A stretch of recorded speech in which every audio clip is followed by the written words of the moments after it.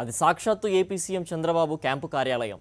ముగ్గురు బిడ్డలతో నడి రోడ్డుపై ఓ మహిళ పడిగాపులు కాసింది. గుండె లవిసేలా రోధించింది. ప్రభుత్వ సాయం కోసం మండు టెండలో నిరీక్షించింది. గుంటూరు జిల్లాకు చెందిన జాజల పద్మావతి భర్త కిడ్నీ వ్యాధితో చనిపోయాడు. దీంతో ఆ కుటుంబం పరిస్థితి అగమ్య గోచరంగా మారింది.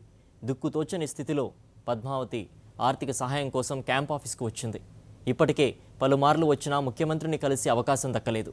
ఇవాళ మళ్ళీ అదే పరిస్థితి ఎదురు కావడంతో దుఃఖాన్ని తట్టుకోలేక రోడ్డుపైనే బోరున విలపించింది.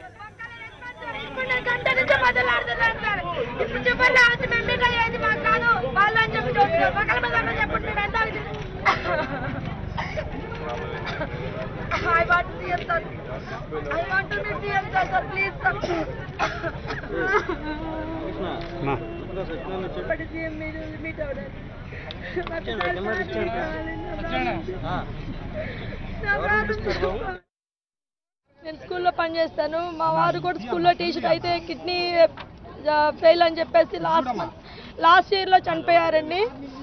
అయితే మా బిజినెస్ వల్ల మేము మొత్తం నష్టపోయాం సార్. ప్రెసెంట్ అయితే నాకు ఏ హౌస్ లేదు. ఇల్లు జరగడం కూడా చాలా కష్టం ఉంది సార్. రెంట్ కూడా కట్టలేకుండా స్థితిలో ఉన్నాను సార్. రెంట్ కట్టలేని స్థితి. సంవత్సరం నుంచి ఇబ్బంది పడుతూనే ఉన్నాను సార్. ఒక నెల నుంచి తిరుగుతున్నాను. ఎవరు పట్టించుకున్న లేదు. ఎమ్మెల్యేల దగ్గరికి వెళ్ళాను. అయినా వాళ్ళు కూడా నాకు ఎవరు సపోర్ట్ చేసింది లేదు. ఇంక చివరికి నేను సీఎం సార్ని కలవాలి, నా ప్రాబ్లం చెప్పుకోవాలి, నా కోసం కాకపోతే నా పిల్లల కోసం నేను బతకాలని చెప్పేసి నేను ఈరోజు వచ్చాను సార్. ఈరోజు వచ్చినా సరే ఇప్పటికి మీట్ అవ్వకుండా అదిగోండి ఇటు రండి, అప్పుడు రండి, ఇప్పుడు రండి అని చదువుతున్నారు. మా పరిస్థితి అయితే చాలా దారుణంగా ఉంది సార్. రెంట్ కట్టలేదు సార్. నాకు చిన్న హౌస్ ఏదైనా హౌస్ కావాలి, ఏదైనా జాబ్ కావాలని కోరుకుంటున్నాను సార్ నేను సీఎం సార్ని. ఒక పోస్ట్ గ్రాడ్యుయేషన్ ఈ విధంగా తిరుగుతుంటే చదువులేని వాళ్ళు ఇంకే రకంగా తిరుగుతున్నారండి.